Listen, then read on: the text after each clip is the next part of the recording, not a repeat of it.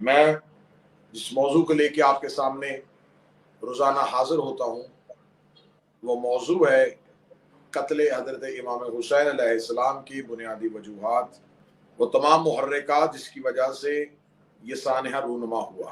پہلی مجلس میں نے آپ کے سامنے پڑھا کہ یہ دشمنی صرف یزید اور حضرت امام حسین علیہ السلام کے درمیان نہیں، بلکہ یہ دشمنی آباء و اجداد کی دشمنی، بلکہ یہ دشمنی اسلام اور کفر کی دشمنی تھی۔ یزید کفر کا نمائندہ تھا اور حسین علیہ السلام اسلام کے وارث تھے۔ یزید چاہتا تھا کہ میں امام حسین سے بیعت لے لوں اور یہ بیعت امام حسین کو ظاہری طور پہ اتنا کمزور کر دوں کہ حسین علیہ السلام میری بیعت پہ مجبور ہو جائے اور مجبور ہو کے مجھے حاکم سمجھ کے میرے ہاتھ پہ بیعت کر لیں، تاکہ ملوکیت امامت کو ہمیشہ کے لیے خاموش کر دے، تاکہ شر والا نظام دنیا میں نافذ کر دیا جائے، تاکہ دنیا میں ایک ہی طرح کا اسلام ہو جو امیہ دنیا کو دکھانا چاہتے تھے۔ لیکن امام حسین علیہ السلام نے انکار بیعت کیا۔ یہ بیعت کا انکار نہیں تھا، اصل میں یہ کفر کو اس کی شکست کا اعلان تھا۔ اگر میں بار بار کہہ رہا ہوں کہ کچھ احباب یہ کہتے ہیں کہ یہ بیعت تو حاکمیت کی بیعت تھی، یہ بیعت تو محض حکومت کی بیعت تھی، کیونکہ یزید کو لوگوں نے خلیفہ چن لیا تھا اور وہ چاہتا تھا کہ امام حسین بھی میری خلافت کو تسلیم کریں۔ تو میں ان احباب کے لیے کہنا چاہوں گا، اگر معاذ اللہ ثم معاذ اللہ اگر امام حسین یزید کے ہاتھ میں بیعت کرتے تو تاریخ یہ نہ لکھتی کہ حسین نے یزید کی بیعت کر لی، تاریخ لکھتی کہ معاویہ نے علی کی بیعت کر لی تھی، تاریخ لکھتی کہ مصطفیٰ نے ابو جہل کی بیعت کر لی تھی، مورخ لکھتا کہ ابراہیم نے نمرود کی بیعت کر لی تھی، تاریخ لکھتی کہ موسیٰ نے فرعون کی بیعت کر لی تھی، پھر لکھتے کہ آدم نے ابلیس کی بیعت کر لی تھی۔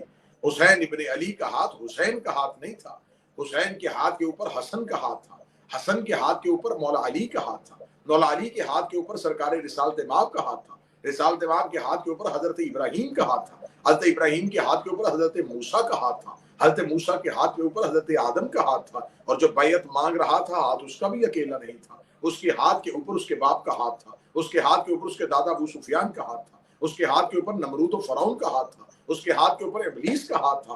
حسین ابن علی نے صرف اپنی بیعت کا انکار نہیں کیا، حسین نے بتایا کہ حسن نے بھی معاویہ کی بیعت نہیں کی تھی، علی نے بھی معاویہ کی بیعت نہیں کی تھی، رسول نے بھی ابو جہل اور ابو سفیان کی بیعت نہیں کی تھی، ابراہیم نے بھی نمرود کی بیعت نہیں کی تھی، موسیٰ نے بھی فرعون کی بیعت نہیں کی تھی، آدم نے بھی ابلیس کے اقتدار کے سامنے سر نہیں جھکایا تھا۔ جب حسین ابن علی نے ساری نبوتوں کو محفوظ کر دیا تو اب حق بنتا ہے کہ زیارت حسین پڑھتے ہوئے جملہ کہا جائے، السلام علیک یا وارث آدم صفت اللہ، السلام علیک یا وارث نوح نجی اللہ، السلام علیک یا وارث ابراہیم خلیل اللہ۔ اے آدم کے وارث تجھ پر سلام، اے نوح کے وارث تجھ پر سلام، اے ابراہیم کے وارث تجھ پر سلام، اے موسیٰ کے وارث تجھ پر سلام۔ تو میں زمانے سے پوچھنا چاہتا ہوں، جو آدم کا انکار کرے اسے شیطان کہتے ہو، جو ابراہیم کا انکار کرے اسے نمرود کہتے ہو، جو موسیٰ کا انکار کرے اسے فرعون کہتے ہو، اور جو ان سب کے وارث کا انکار کرے اس کا مطلب جو یزید سے بھی برا ہے، وہ نمرود سے بھی برا ہے، اور وہ فرعون سے بھی برا ہے۔ حسین ابن علی بھی نظام کے نمائندے تھے، یزید بھی ایک سسٹم کی نمائندگی کر رہا تھا، وہ ملوکیت کی نمائندگی کر رہا تھا، حسین امامت کی نمائندگی کر رہے تھے۔ ملوکیت کا آغاز ابلیس سے ہو رہا ہے، امامت کا آغاز توحید سے ہو رہا ہے۔ امامت توحید سے جڑی ہے، ملوکیت ابلیس سے جڑی ہے۔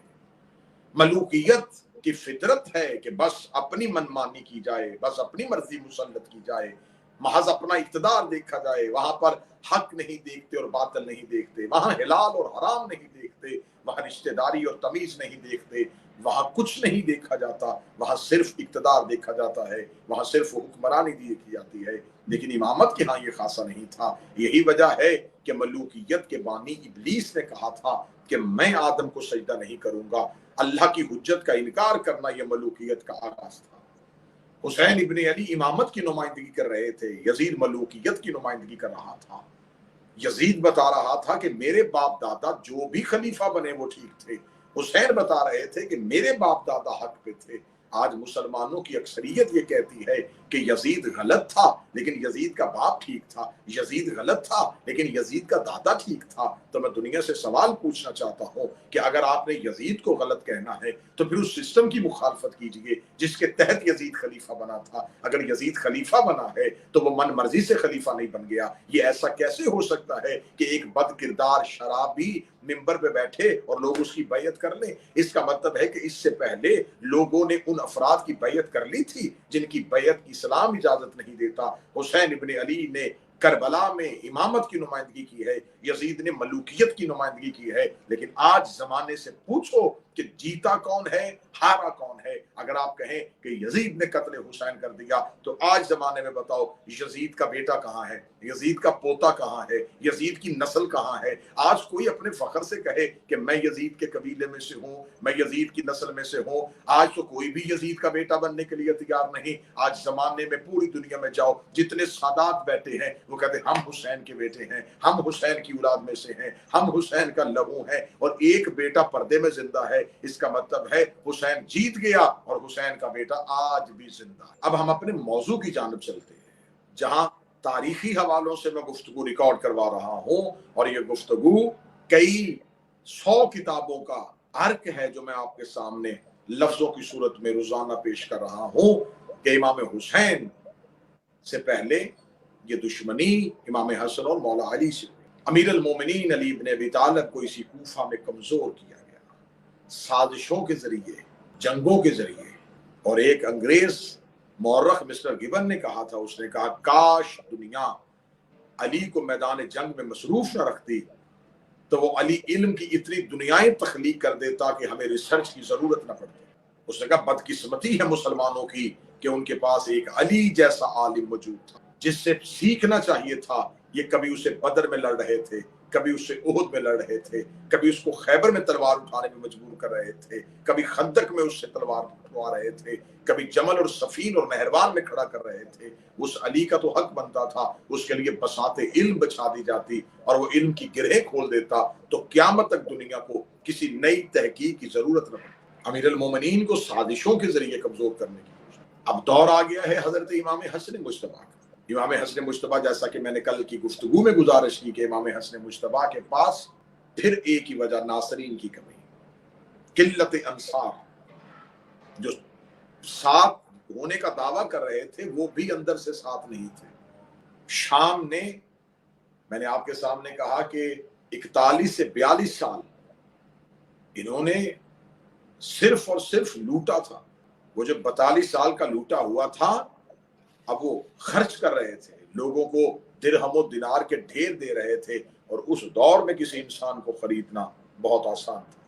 ہر انسان کی فطرت کے مطابق اسے لالچ دیا جا رہا تھا۔ جو جس کی جتنی فطرت ہوتی، جس کی جتنی کمین اور گندی فطرت ہوتی، اسے اس کے مطابق لالچ دیا جاتا، اور لالچ دینے کے بعد قتل حضرت امام حسین علیہ السلام کے لیے، امام حسین علیہ السلام کے قاتل کو، عمر ابن سعد ملعون کو جو لالچ دیا گیا وہ رے کی جاگیر کا دیا گیا۔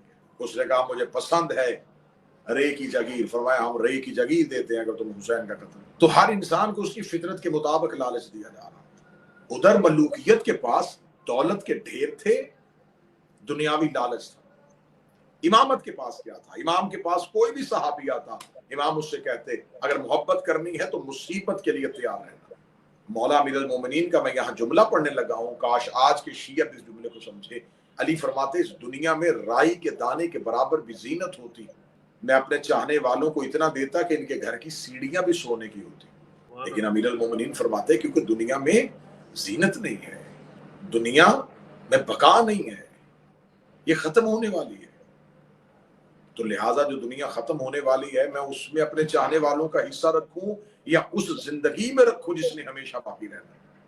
لہٰذا امیر المومنین نے اپنے چاہنے والوں کے لیے کہا میں تمہیں دنیا سے دور رکھوں گا، لیکن آخرت میں جہاں تم نے ہمیشہ کے لیے زندہ رہنا ہے وہاں تمہیں اپنے رہنے کے لیے پریشان ہونے کی ضرورت نہیں، وہاں علی تمہیں تمہاری سوچ سے بڑھ کے عطا کرے۔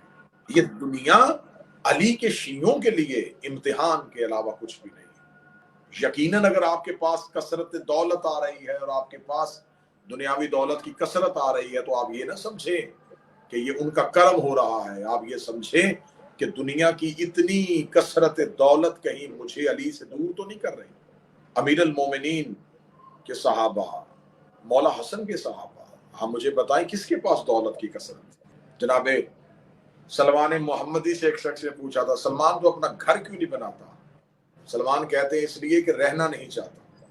लिहाजा हजरत इमाम हसन मुश्तबा के पास भी जो लोग थे उन्हें यह कहा जा रहा था कि हम तुमसे सिर्फ आखिरत का वादा कर सकते हैं, दुनिया की ऐश व इशरत हम तुम्हें नहीं देंगे। तो जहां ये खुद जुबान से कहा जा रहा हो कि कोई वादा नहीं है दुनिया की ऐश व इशरत का, वहां कौन से लोग थे? वहां रासिख लोग थे, पक्के वो लोग थे जिन्होंने उन हालात और आजमाइश का मुकाबला किया और इमामत का साथ दिया। उसकी एक छोटी सी मिसाल बता। यजीद लोगों को चाहता था, जोर दे रहा था कि मेरी बैत करें, वो लालच दे रहा था मेरी बैत करो, वो डरा रहा था मेरी बैत करो। और शब उशूर हुसैन इब्न अली कह रहे थे अपने नौकरों से, अपने सहाबा से कि मैं तुम्हारी गर्दनों से अपनी बैत को उठाता हूं, चले जाओ। वो बैत मांग रहा था, ये बैत उठा रहे थे, वहां आ कोई नहीं रहा था, यहां से जा कोई नहीं रहा था। तो अब हज़रत इमाम हसन मुश्तबा को ज़ाहरी तौर पे कमजोर किया गया और मदाइन में मौला के पनाह ली। पनाह लेने के बाद मौला इमाम हसन मुश्तबा को हिफाजत के साथ जब मदीना मुंतकिल कर दिया गया, तो अब इन्होंने कहा कि मदीना में इमाम हसन क्योंकि अपने उस वतन में पहुंच गए हैं, तो वहां पर इमाम हसन की घर से एक बीवी।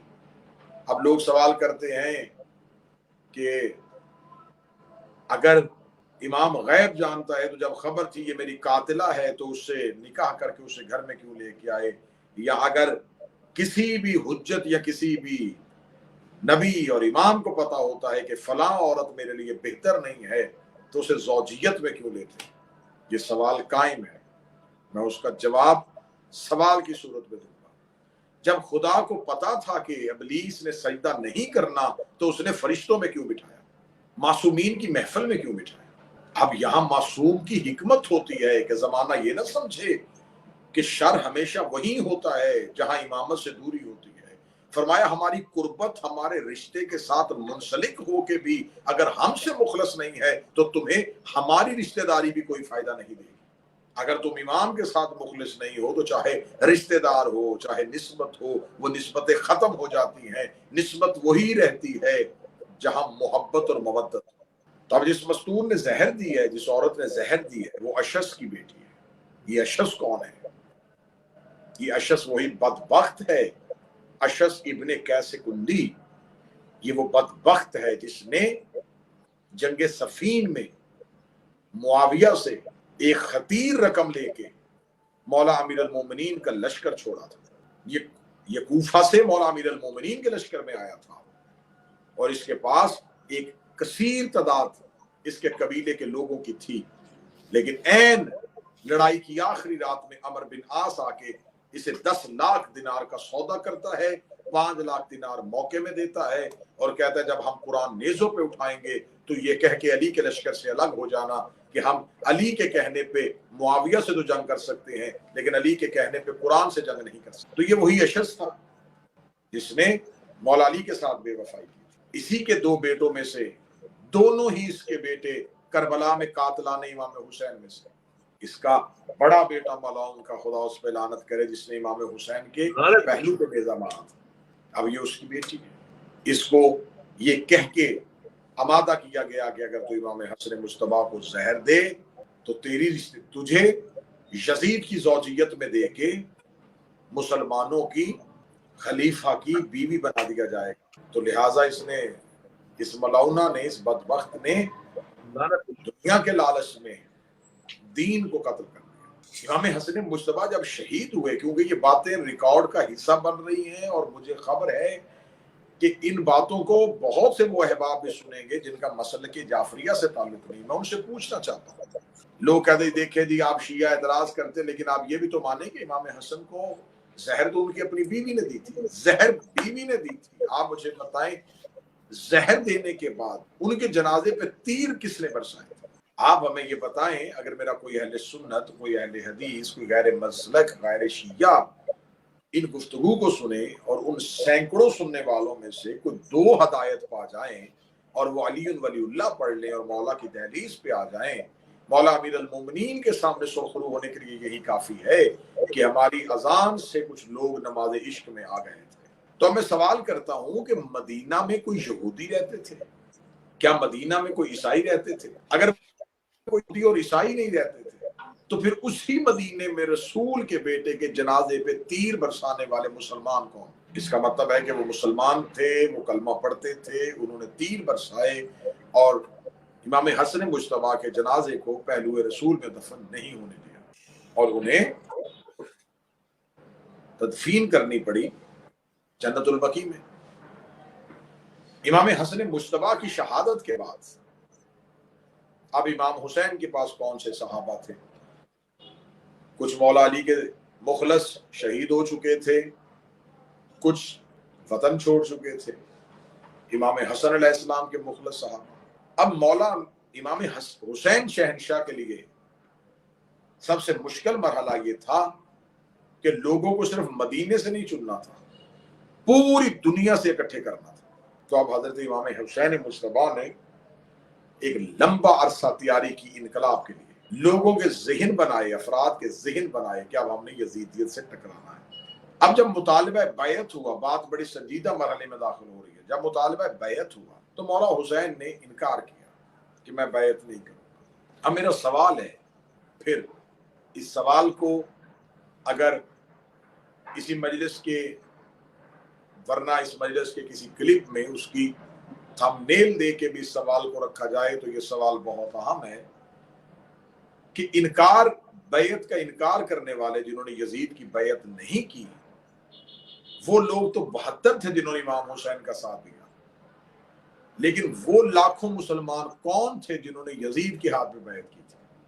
अगर वो मुसलमान थे तो आप हमें बताएं कि अगर वो मुसलमान थे और कलमा भी नबी का पढ़ते थे, नमाज भी पढ़ते थे, रोजा भी रखते थे, तो उन्होंने यजीद के हाथ में अगर बैत की, तो अब कोई किसी मसलक का आलिम दीन मुझे कुरान की हाशिए पे या यूट्यूब पे आके ही किसी क्लिप और वीडियो की सूरत में जवाब दे कि जिन लोगों ने यजीद के हाथ में बैत की उनके इस्लाम की हालत क्या थी, क्या वो मुसलमान रहे?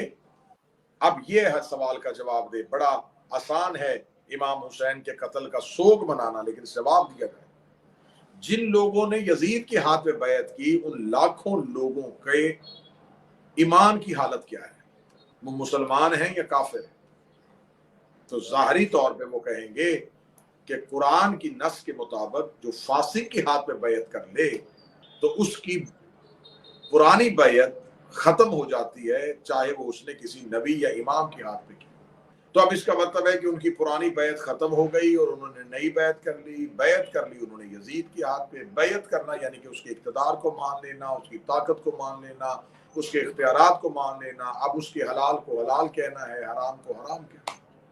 अब जब उन लोगों ने यजीद के हाथ में बैत की तो यजीद तो फासिक था, वो तो हलाल मोहम्मद को हराम और हराम मोहम्मद को हलाल कहता था। इसका मतलब है कि वो लोग, वो उम्मत अब मुसलमान नहीं, काफिर हो गए। अब अगर वो काफिर हो गई है तो अब उन्हें आना है मौला इमाम हुसैन के पास माफी मांगने के लिए। इमाम हुसैन ने उन्हें माफी की मोहलत ही नहीं दी और इमाम हुसैन करबला जाके सो गए। अगले इमाम बन गए सैयदुल साजिदीन। अब उन्हें आना था सैयदुल साजिदीन के पास और मौला सज्जाद शाम चले गए और जिंदान में आ गए।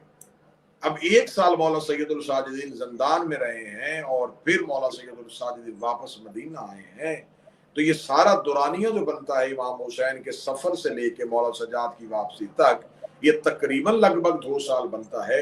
अब मुझे बताओ उन 2 सालों में उम्मत काफिर रही है या मुसलमान रही है? जब उम्मत काफिर रही है तो इसका मतलब है कि हुसैन अलैहिस्सलाम को मुसलमानों ने कत्ल नहीं किया, काफिरों ने कत्ल किया। लोगों को काफिर हो गया इसलिए कि उन्होंने इमाम वक्त के हाथ में बैत नहीं।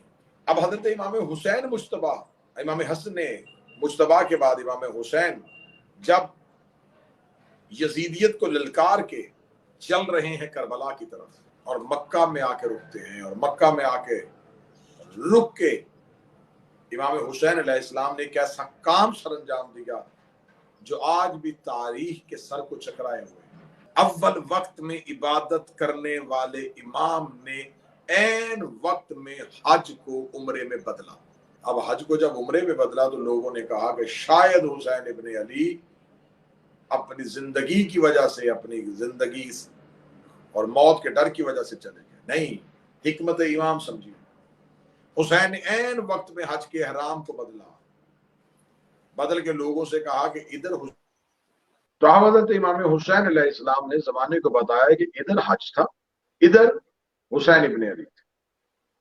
क्योंकि इमाम क़यामत तक के हालात समझता, इमाम जानते थे कि इसी उम्मत ने कल को हुसैन का मवाजना इबादत के साथ करता है। इन्होंने हुसैन इब्न अली की हैसियत को कम करने की कोशिश करनी है, तो इमाम हुसैन ने, इधर हज था, इधर हुसैन थे।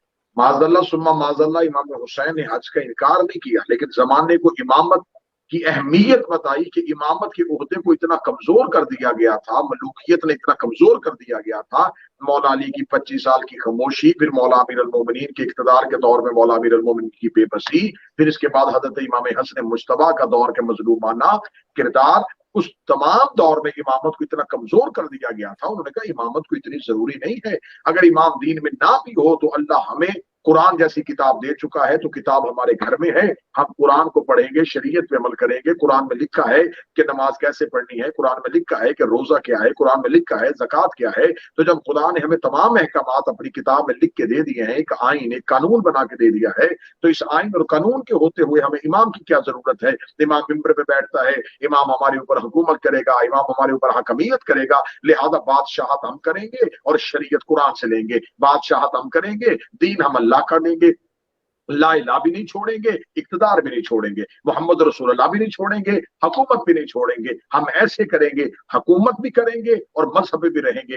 ये थी वो सियासत और मलूकियत जिसने दीन और दुनिया को एक जगह पे इकट्ठा कर दिया कि जो दुनिया का बादशाह होता है वही दीन का बादशाह होता है। यही वजह है कि आज तक मुसलमान भटक रहे हैं। आतिउल्लाह व आतिउर रसूल व उलिल अम्र मिनकुम की आज तक मुसलमानों से तफसीर नहीं हो सकी। वो कहते हैं अतात अल्लाह की, उसके रसूल की। जब हम कहते हैं कि आयत तो कह रही है उलिल अम्र की अतात भी है, अब बताओ उलिल अम्र कौन है? वो कहते हैं वक्त का बादशाह। अब बताओ किस वक्त के बादशाही कर रहे हो तुम? हर पूरी दुनिया में मुसलमान मुख्तलिफ जगहों पे रहते हैं, तो इसका मतलब है कि क्या तुर्की के मुसलमान तुर्की के बादशाह की अतात करेंगे? क्या पाकिस्तान के मुसलमान पाकिस्तान के बादशाह की अतात करेंगे? तो आप हमें बताएं कि आपने किसको औलिल अम्र बनाया है? कहते हैं इस वक्त औलिल अम्र कोई भी नहीं है, जो जिसका बादशाह है वो उसकी अतात करे है। ये है इमामत को छोड़ने वाली बदबख्ती, ये है इमामत को छोड़ने की सबसे बड़ी सजा कि तुम आज दर बदर की ठोकरें खा रहे हो। तुम आज कभी यहूदियों के आगे झुक रहे हो, तुम कभी आज नसारा के आगे झुक रहे हो, लेकिन हमें फख्र है, हमने जमाने में मुश्किलात देखी है, हमने गर्दनें कटवाई हैं, हमने लहू दिया है, हमने कैदे बर्दाश्त की है, हमने शीयत को दीवारों में चुनते हुए देखा है, लेकिन हमने गैर मासूम को औलिल अम्र नहीं माना। हम आज भी अतात करते हैं तो इमाम की करते हैं, मदद मांगते हैं तो इमाम से मांगते हैं, नुसरत करते हैं तो इमाम की करते हैं। दुनिया में जितने भी मजहब और मसलक हैं उनमें से किसी का इमाम जिंदा नहीं है, हमारा इमाम जिंदा है। तुम्हारे इमाम भी मर गए, तुम्हारे खुलफा भी मर गए, तुम्हारे जानशीन भी मर गए, तुम्हारे बादशाह भी मर गए, तुम्हारे अब्बासी भी मर गए, तुम्हारे उमवी भी मर गए, तुम्हारे जुल्म करने वाले भी मर गए, तुम्हारे जबर करने वाले भी मर गए। यही वजह है कि औलिल अम्र की अतात जरूरी की थी। तो औलिल अम्र आज भी हमारे पास है, औलिल अम्र आज भी हमारा मौला है। हमें फख्र है कि हमारा मौला ही दुनिया में औलिल अम्र की हैसियत से मौजूद है। तुमने इमामत को कमजोर करने की कोशिश की, तो इमाम हुसैन ने कहा अगर इमामत को कमजोर समझते हो तो जाओ, मैं हज से अलहदा हो जाता हूं, तुम हज पढ़ के दिखाओ। इन्होंने हज पढ़ा, लेकिन आज मौलक शर्मा के कहता है इनका हज नहीं हुआ था क्योंकि इन्होंने इमाम हुसैन की अतात में हज नहीं पढ़ा था। तो अब मुझे बोल के बताओ, अगर हज से बेटा निकल जाए तो अल्लाह हज कबूल नहीं करता, तो अगर नमाज से बाप निकल जाए तो अल्लाह नमाज को कैसे कबूल करे? इमाम हुसैन ने कहा कि ठीक है, तुमने हमें हुकूमत नहीं दी, तुमने हमें इक़्तिदार नहीं दिया, तुम हमारे इक़्तिदार को नहीं मानते, तो फिर इतने तो हो जाओ ना मजबूत कि जाओ। यही वजह है कि मेरी आलिया ने, मेरी शहजादी ने दरबारे यजीद में खड़े होकर जब यजीद ने कहा था हुकूमत हमारे पास है, और उधर से अजान की आवाज आई, बीबी ने कहा अगर हुकूमत तुम्हारे पास है तो अजान में से मेरे नाने का नाम निकाल के अपने दादे का नाम ले। तो यजीद ने कहा कि अली की बेटी, रसूल की बेटी, मैं अजान से तेरे बाप का नाम नहीं निकाल सकता। अब मैं लफ्ज कहूं, अगर बर्दाश्त का दामन में वुसअत हो तो लफ्ज कहूं। बीबी ने दरबार मलाउन में खड़े होकर यजीद जैसे बद किरदार मलाउन की जुबान से निकालवाया کہ میں اذان سے تیرے باپ نانا کا نام نہیں نکال سکتا، تو جو یزید ہو کے اذان سے علی کی بیٹی کے نانا کا نام نہیں نکال سکا، تو آج کوئی یزید ہو کے نماز میں سے علی کا نام کیسے نکال سکتا؟ دین سے علی نکال دیا جائے گا، اگر دین سے علی نکال دیا جائے گا تو پیچھے دین میں کچھ بھی نہیں رہے گا۔ امامت ضروری ہے، امامت شرط ہے دین کی۔ اسی لیے تو میرے 8ویں شہنشاہ نے نیشا پور میں کھڑے ہو کے کہا تھا، لا الہ الا اللہ حسنی، لا الہ الا اللہ ایک قلعہ ہے، فمن داخلہ حسنی، جو اس قلعے میں داخل ہو گیا امانا عذاب ہے، وہ امان پا گیا عذاب سے۔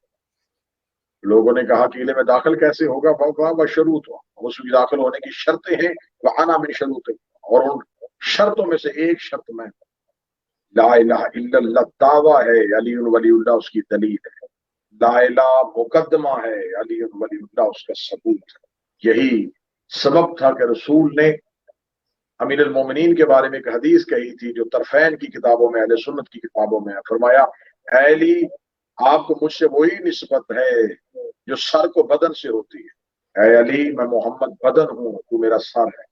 تو اب اگر محمد رسول اللہ تک جاؤ اور علی ولی اللہ تک نہ جاؤ تو اس کا مطلب ہے کہ تم نے محمد کے سر کو جدا کیا ہے بدن سے۔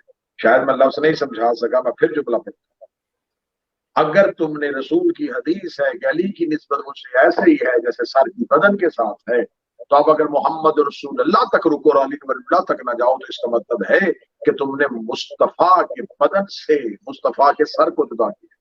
کیا بات؟ علی ولی اللہ کا انکار اصل میں قتل رسول ہے۔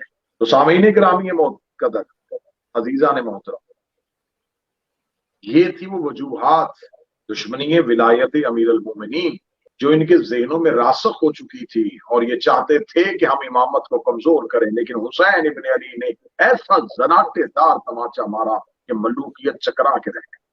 یہ دیکھیں میں کربلا معلیٰ میں بیٹھا ہوں، آج تک دنیا کی عقل اس بات پہ پریشان ہے کہ 9 لاکھ کو 72 نے 6 گھنٹے تک روکے رکھا۔